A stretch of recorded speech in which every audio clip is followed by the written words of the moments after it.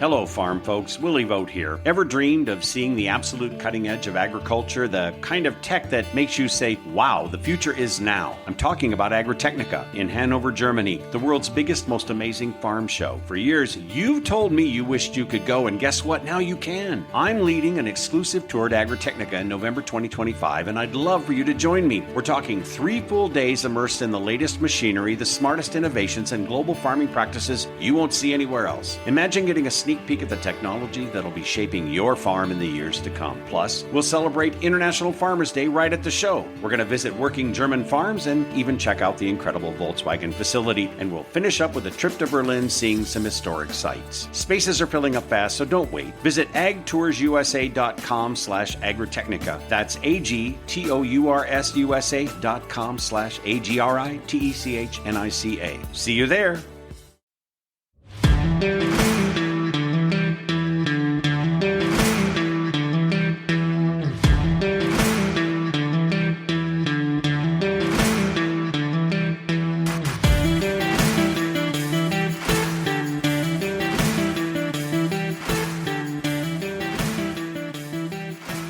Welcome to North American Ag Spotlight. I'm Chrissy Wozniak. The ag tech landscape has evolved rapidly over the last decade, from buzzword-laden pitches to real tangible tools making a difference in the field. But as the industry matures, so do expectations. Farmers want technology that isn't just innovative, but also practical, profitable, and proven. Gone are the days of solutions in search of a problem. Today, successful ag tech needs to meet growers where they are and solve real challenges with measurable results. In this episode, we're diving into what a maturing ag tech industry looks like, how investor mindsets are shifting, and why a deeper understanding of labor and practical deployment is critical to the success of new innovation. Joining me today from St. Louis, Missouri, is the founding partner of a venture studio committed to shaping the future of work in agriculture, Connie Bowen of Farmhand Ventures. Thank you so much, Connie, for joining me today. Yeah, thanks for having me. Glad to be here. So let's start with your background. How did you get where you are today? I think it's it's like an obvious road to me, but it's also, I've done some skipping around. So I'll give the high level kind of background here. I grew up in New Jersey, in like the New York City suburbs, kind of commuter town. My sisters live in Manhattan, and they're very much like, how the heck did Connie end up living in Missouri and working in agriculture? But at the same time, my dad's family is from the Midwest. We have a farm in Iowa, so like we have some family ties, right? But I just have always been obsessed with food, really, as like a kid, even. So I actually worked in restaurants back of house, and I thought about doing that instead of kind of the college route. But, as a kid in the Jersey suburbs who was good at math, so I did what kids in the Jersey suburbs who are good at math do, and I got into the best college I could and got an engineering degree.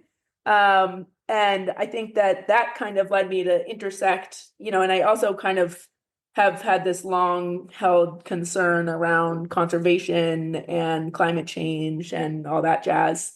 And I think when you combine all those things together, actually very naturally intersects with ag tech, because, food is great, but you got to really go all the way down to the source and understand where it's coming from and understand how we can create a system that works for all parties in delivering us with delicious, nutritious food plus fiber fuel. I've broadened my lens quite a bit.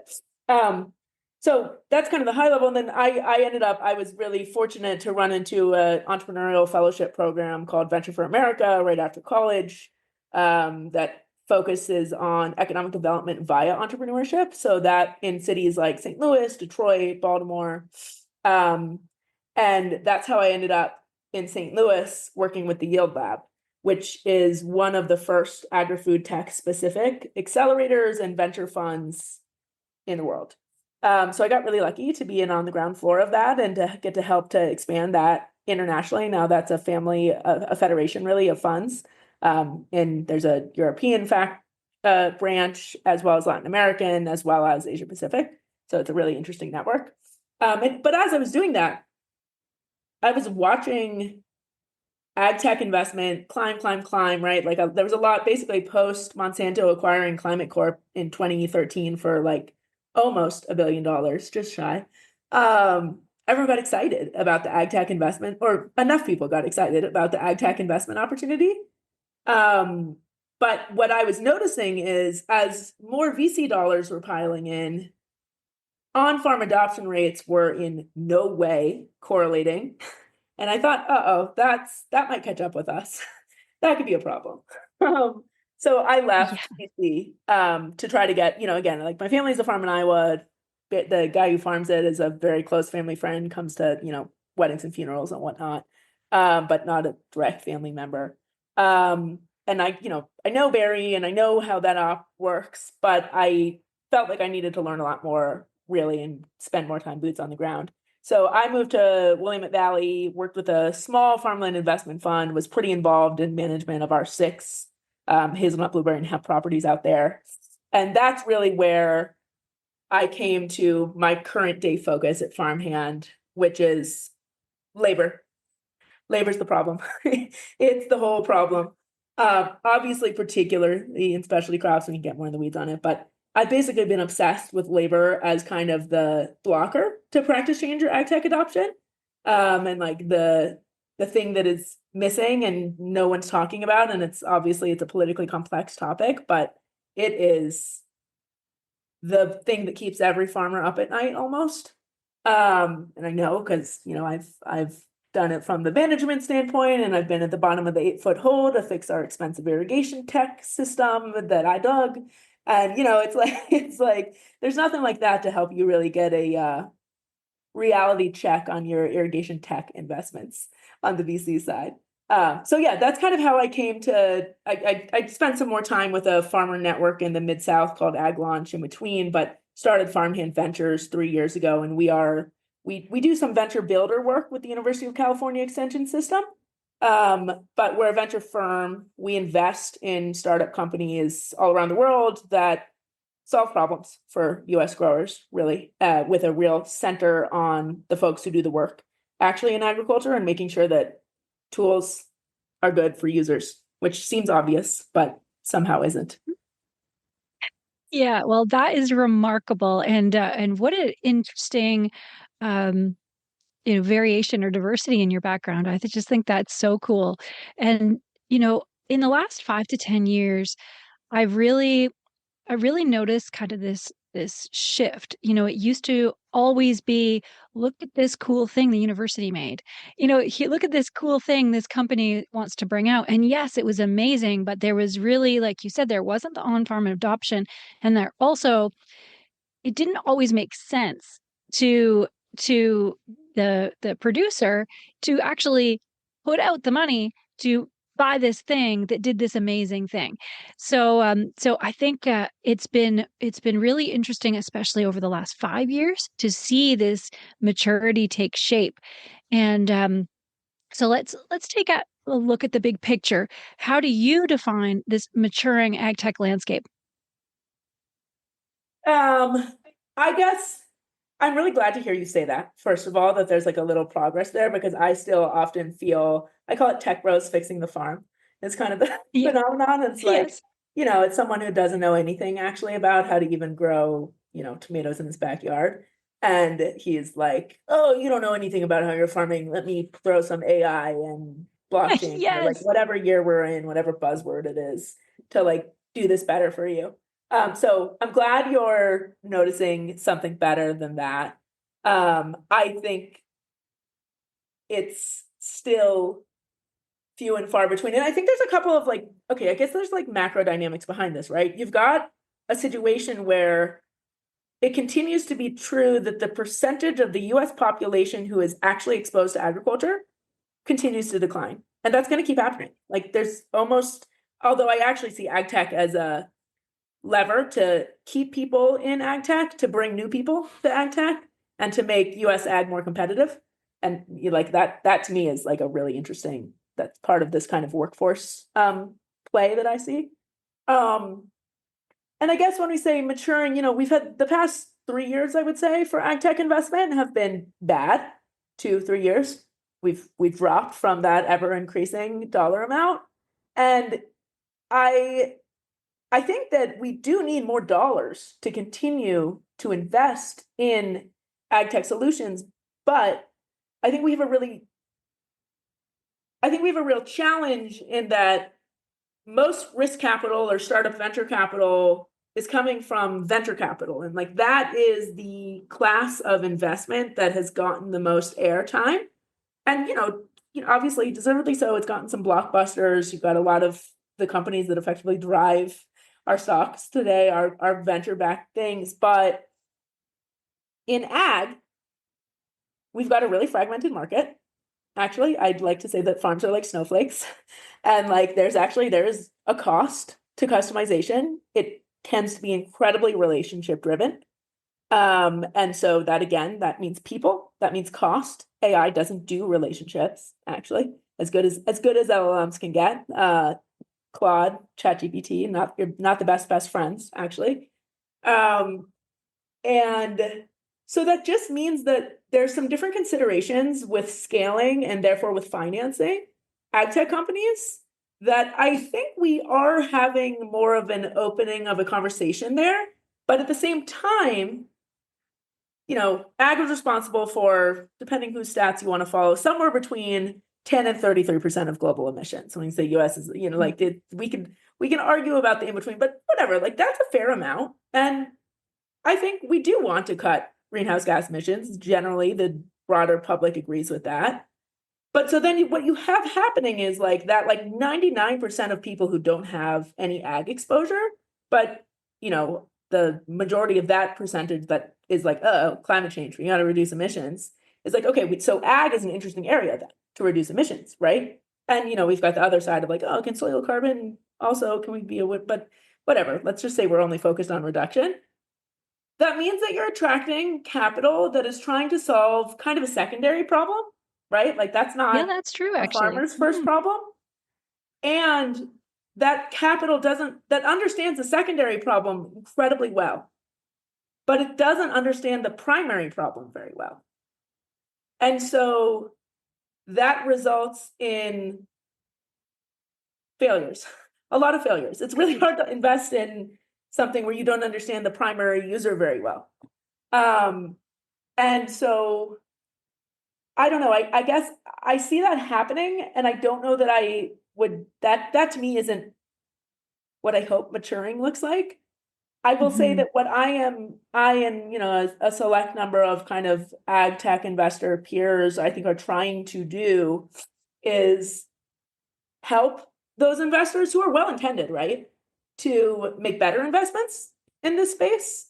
And to me, that means flipping it around and saying, wait, actually, I don't care about a vitamin when like if I just talked to my grandma about corn prices the other day, like when like we'll be lucky if we don't lose money this year, right? Like, so like and then, I do a lot of work in specialty crops, and it's like, I can't get my berries out of the field. What are you talking about trying to improve my soil health? Like, I don't have, I can't even think about that. And so I think really focusing on the hair on fire problem, which tends to be labor, and focusing on how, if you're going to integrate something new into a farm operation, you'd better have buy-in from all the users, and you'd better think about where there's some perverse incentives along the supply chain, even within a farm operation, for adoption of some of said tools. And this particularly is relevant in the context of automation, where absolutely robotics have a role to play on the farms of the future. And also, I believe, for the rest of my life, I think there will be humans working on farms. And so those things need to coexist. And workers need to see the benefit of coexisting, and they need not to feel threatened by incoming technology. And so that is all, you can really only start to uncover all that stuff through relationships in farm organization, farmers, farm workers, all that jazz. So I try to co-invest generously with more generalist folks and shift the narrative a little bit more towards like, well, I get that you want to sequester all the soil carbon. I get that you want to reduce enteric emissions, whatever. But remember that particularly in times like these where you've just got such instability and you've got decreased farm income. Like you've just got to be ultra pragmatic about what your customer base can bear. Right. Yeah. I think all of that, what you said, is just so interesting. And from a marketing standpoint, when I see manufacturers, and like you said, all the players are all from different backgrounds and from like wildly different backgrounds. And I find that a lot of manufacturers, instead of appealing to the person who's going to use the product, they would rather appeal to the ideological base of where the investor's coming from. And then I think that's a huge part of why this adoption isn't as fast as it should be, because they're very focused on investor dollars instead of, okay, how are we going to complement and make the farmer more profitable and do what they need? And it's really showing in their marketing. And yeah, that is definitely one caution I would say to these manufacturers, right? Yeah, no, I was having a conversation with one of the founders I'm invested in actually late last night about this very thing of like, John Deere is doing feedback sessions, has been doing feedback sessions with growers. We could critique John Deere on a few things, but look, they've obviously got staying power and they've moved some product. Yeah. So many startup companies, it feels like, are doing the listening sessions exclusively with venture capitalists. Right. And that won't ever work. It might raise you a lot of money, but you'll go out of business eventually and you'll lose it all, I fear. Or you'll pivot outside of ag and then like, fine, but I'm not interested in supporting that. Right. Oh, I love that. And at Eco Robotics, who I also work with, the main selling feature is labor, just what you said. We think it's inputs, savings on inputs. We think it's all of these different things, precision, but labor is the number one solution that we provide to that grower. So tell me, why is labor so often overlooked in ag tech discussions? Yeah, I it's kind of mind blowing, right? Like it's like I actually don't fully understand why. I think part of it is like I don't know very many, if any, VCs who have spent time doing manual labor. I actually like doing manual labor. And that's part of why I'm like, yeah, I can take high risks. I don't like if I need to go work back of house, no problem. But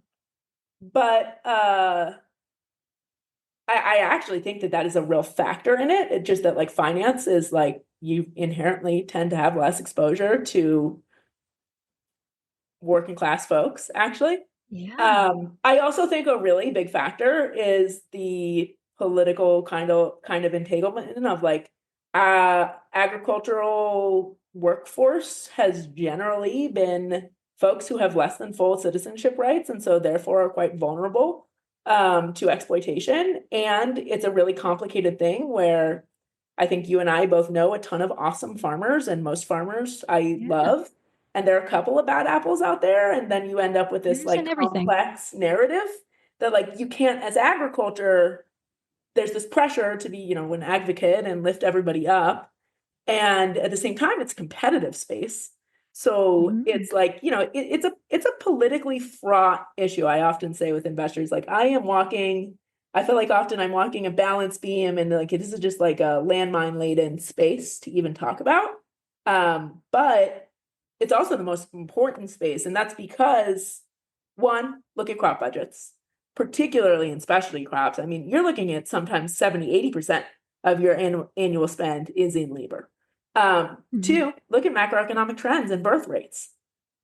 Independent of policy, we don't really have more workers coming. Like this is not a unique problem to the United States.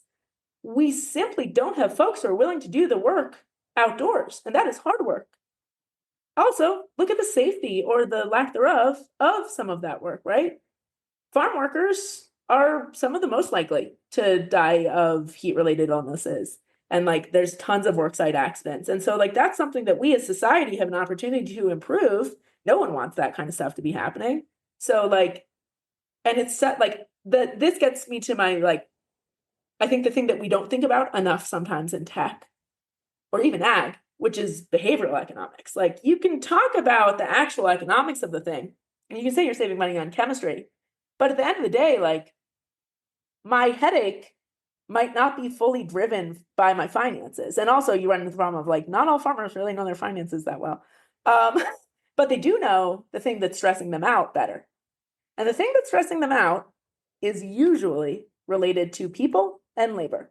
And so Yeah. if you can try to solve that problem, I think you're going to break the adoption curve. And the last point I'll end on this is the fastest ag technology that I'm aware of that's ever been adopted is Roundup Ready genetics.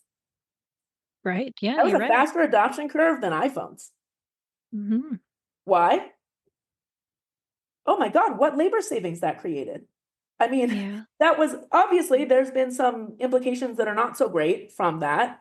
But in general, like, and this is what I try to explain to some of the folks on the sustainability side is like, if, and I think of myself as as someone on the sustainability side too, to be clear, but like, of course, farmers are going to do what makes their operation more de-risked, more resilient in the context of all of its pressures.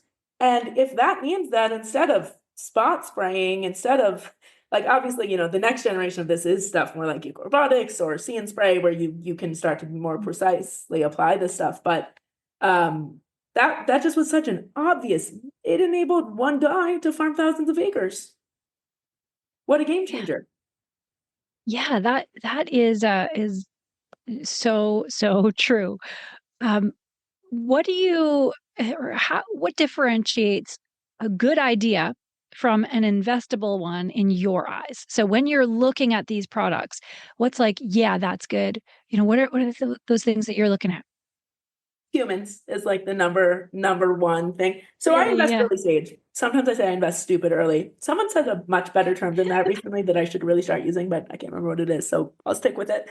Um, Mhm. Meaning I'm generally pre-seed or seed in venture jargon, or I am very much at idea, prototype, tends to be a little bit pre-product market fit, but something that I look at that I think is unusual for a VC is so far every single invest, and I'm writing 500,000 or less checks, right? So pretty early, pretty small. I tend to invest in a team that is like 3 or fewer people, right?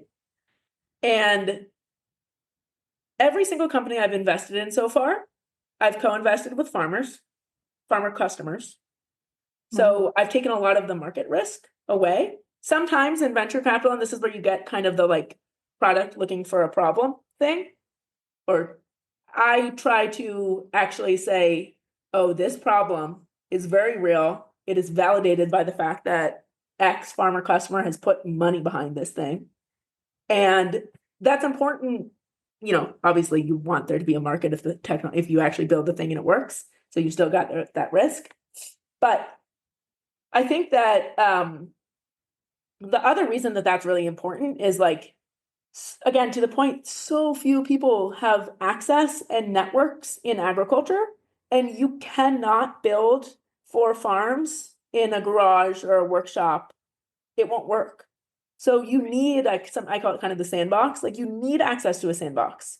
And you've got a couple of these exited tech guys who have the luxury of like buying a farm to like build their product out on, but that is obviously not a majority of humans. And I think that the more shots on goal and the more people who are working in the space, the better for us solving ags problems.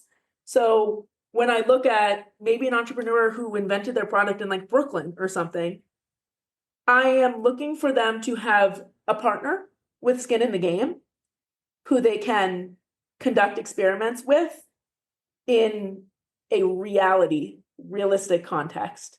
So that's like that to me. And then, founders are all kind of superhuman, crazy folk. And I really look for self-awareness, probably more than anything. Everyone has gaps, and that's fine. It's only a problem if you're not willing to acknowledge them. Yes. So yeah, that's kind of how I think about it. Yeah, great points. And then how do you advise the founders of these companies to test these ideas in a way that respects and includes the farmers' perspectives? And like you said, they're not always on farms. So what do they have to do? Yeah, I mean, I think I get even tease out some of the stuff in due diligence, right? Like I always ask, I talk to farmer customers before I make the investment. And, I I can't name names because I just won't do that. This is a small space, but Yeah. there are some companies who, when you talk to their farmer partners, you don't get the, oh yeah, they actually listen to me feedback. Um, but then there are some, and these tend to be the ones I am more interested in investing in, who the farmers love the humans who are building that product. And Yeah. that really matters. And being able to show that I usually get to know people for a pretty long time before I invest in them, really. And I like, again, it's like so relational and like it really helps to see how the founder and the farmer, or maybe it's the farm work, it depends on the structure of the operation and obviously a dairy and a row crop op are quite different from a row crop veg op and a strawberry operation, right? So, but then the other piece that I do that is quite unusual is I always ask founders what farm workers think of the product, because especially in the specialty crop context, more labor intensive the crop, the more relevant this is, right? Right. Um, but like people don't realize that farm workers have almost all, we're in a labor scarce market. We're going to continue to be in a labor scarce market. We can talk about Right. empowerment and all that stuff, but like farmers have all the power to reject your technology actually and sabotage it. You're And right. I personally, like, I have former colleagues who are farm workers who I also am like, I actually really care about and respect their opinions. And if you don't include them, you are leaving money on the table, you are leaving knowledge on the table. Like, it's just stupid. It's economically the smart thing to do. But it's interesting because founders, I'm always the only person who's ever asked that question. And some founders respond to that with, oh, you don't understand. We're trying to displace them. And I'm like, oh no, I do understand. But you will not get to displacement if you are not thoughtful about how this integrates into an operation. And you need to be thinking about what displacement means, because good farms, the strong, healthy farm operations, see the value in their workforce and they're trying to retain people and they're trying to move them into higher value jobs. And this is where you can get it again, like you get into obviously job displacement, like you can get into a lot of political challenges here. But if you actually talk to everyone involved and you look at the complexity of the situation, there's just so much opportunity to leverage technology to move people out of really crappy jobs like strawberry harvest. Like you can do that till what, 35, 40 before your back is so wrecked. What if we can move the folks who are doing that today into robot wrangling, packing? What if we can start to move some of those workers further downstream such that strawberry farms can get a larger slice of the food dollar? Like that's Yes. ultimately how I see all of this kind of mechanization automation space. And that can only work if you're designing in parallel with these operations and understanding, oh, this is actually like, you can't just rely on like, oh, we're going to get a premium from Whole Foods. Like that's not it. You have to really understand where you're going to be able to improve farm margins. And it's not just about decreasing the bottom line. It's also about exploring where you can creep into different parts of the supply chain to take more control of the top line. Absolutely. Yeah, I could not agree with you more. And what kind of mistakes are you seeing startups making when they're trying to get to market too soon? Uh, well, I mean, don't ever overpromise and underdeliver. I Yeah. think that Yeah. Then you're happens. done. Done. I think a lot of I think it's really, I mean, I've been in the space almost a decade and I still like I can't even tell you. I can get a lot of county by county like what crop is dominant, but not every county. Like the US is enormous and Yeah. also crop acreage shifts and also like the public data is like not obvious, let's just say, and also perhaps not the highest quality. And so like you run into this challenge where startups are kind of like blindly chasing the wrong geographic market. Right. And that's where like this like Vine Connect program that we do with the University of California Ag and Natural Resources, I think can really come in because we can be really intentional about being like, all right, here are the farmers that are going to adopt technology and be like second mover adopters within a 2-hour drive of this rec center. And if it's not onion guys, in the case of eco robotics, and this is what I'm talking about, like, yeah, there's some onion Yeah. guys there, but like, if it's not, if it's not a fit for what you're trying to focus on, and that's the other bit, like, you've got to focus, because there's so many venture capitalists, it seems, want to hear that you're solving a problem for your time as global agriculture. But again, farms are snowflakes. The market is fragmented. You have to be very focused and practical about how you expand into the space. And then you have to, I think there's sometimes a lack of attention to kind of nurturing and supporting customers. And so like you might land, but you might not, I see a lot of companies fail to expand. And that's usually the way that it works in ag, right? Like you do a service-based trial, then they do one block or one field, and then eventually you get onto that whole operation, but he's probably got places in other geography. Like you've got to really nurture these customers and know where some of these enterprise customers can be multi-million-dollar contracts. And you just got to do whatever it takes to make it right for that customer. Yeah, that totally makes sense. And then what does proven mean to you? Is it lab success, field trials, long-term adoption? When can you say, yeah, we're here to stay? Yeah, that's an interesting question. It's certainly field trials, at least. And I guess like one of the challenges is like you might be launching new products. That's totally cool and fine and good. So you might have proven that one product works in a certain context. Let's say your irrigation system works in vineyards, maybe.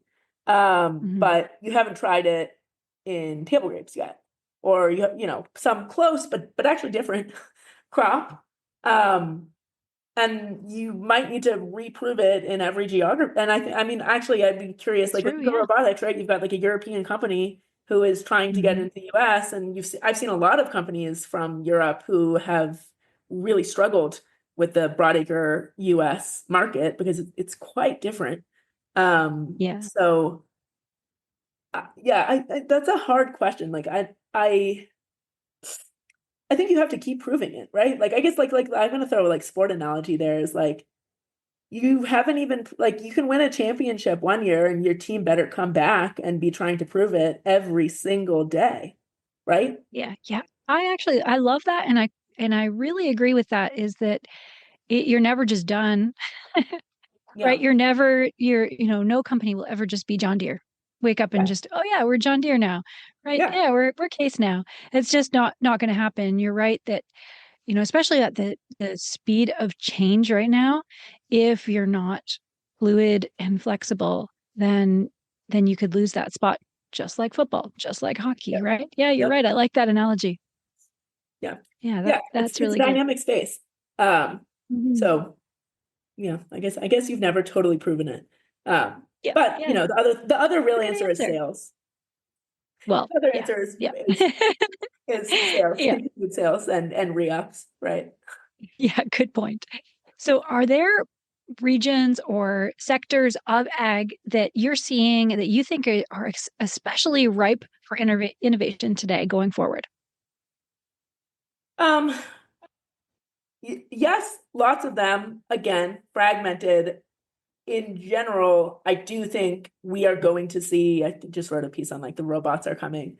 I think that because also I think there's a lot of interest in tech markets around AI for dirty jobs, right? I think we will see, and because of the threat, TBD if reality, of deportation of up to 70% realistically of our agricultural workforce. I mean, like that has the potential to break US agriculture, actually, I would argue. So I really hope it doesn't happen. But it certainly, it has changed the conversation with big growers, especially crop growers, especially from, oh, robots are cool, keep me in the loop, to like, are the robots ready yet? And it's like, I think that that's a real opportunity. I also think, I mean, candidly, I think it's just chaotic right now. And I think it's going to be chaotic for the next 4 years. And so I also think on a farmland, on like a farm basis, we're going to see consolidation. I think we're going to see more farm bankruptcies, and I obviously don't want to see that. But I think maybe the opportunity there is identifying kind of the winners, the folks who are going to be winners. Those are probably also the folks who are adopting technology and doubling down. Like, for so long, I feel like we focus in ag tech on like, okay, you've got the early adopters. How do you get the middle group? How do you get the laggards on board? And the laggards are going to go out of business. And some of the middle are going to go out of business too, is the reality of it. And so find those, if you're a startup, find those early movers, partner with them, and stay alive. And like, that's going to be and again, land and expand, grow with them, and you're going to be able to create a pretty healthy business. Yeah, that's very good advice. And finally, what excites you the most about where ag tech is headed, especially short term over the next 5 years, but then long term as well? Excites me the most. I mean, the opportunity to do it right is kind of what excites me the most, right? Like I really love bringing in more people with different types of backgrounds, and most importantly, people who both have non-ag backgrounds and who respect people with ag backgrounds. And that's a big point. That is the perfect combo when you can find that. And it exists, actually. Like, that totally exists. And it's like almost something of a self-selecting group, right? Like, that's why we were talking about, we're like on 5 million podcasts all the time. But when you talk about it a lot, your people kind of find you. And yeah, like, to me, I am very excited by the people I work with every day. And like, we're all trying to tackle pretty hairy problems that really, really matter, I think. And most of us are going to be wrong most of the time, statistically, and all this startup stuff. But I was at, I went to a little bit of Climate Week in San Francisco a couple of weeks ago, just on my way out from farmer meetings in Central Valley. And yeah, this was like my advice is like, look, like, we're in a time where we're not allowed to use the word climate change anymore, but you can see that I'm still doing it because like, I'm going to look at science.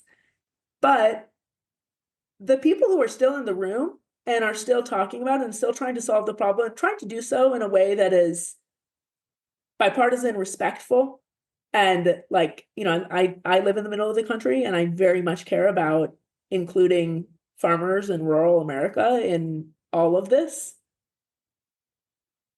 The people who are really trying to do that are really trying to do that and are going to keep trying to do that no matter what the cycles are, even through losses that they take. I can think of, we're going to continue to lose ag tech startups this year because the funding environment is bad. But there's a number of those founders who I absolutely will back when they come back for round 2 or 3 or 4 in some cases. So yeah, the people who are like committed to this is what I'm most excited about. Yeah. Well, very cool. Well, it is definitely clear the ag tech world is growing up. This conversation is just really a great reminder that innovation in ag isn't about chasing the next shiny thing, right? And it's really about solving real problems in practical, profitable, proven ways.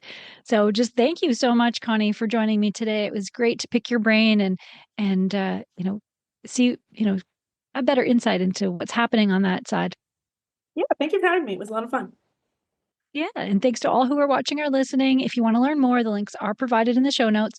Don't forget to subscribe to North American Ag Spotlight on Spotify, Apple, Amazon Listen Notes. Or if you prefer video, you can watch us on Rumble, or really wherever you listen to podcasts. And if you like this episode, I would love it if you shared it. Have a great day.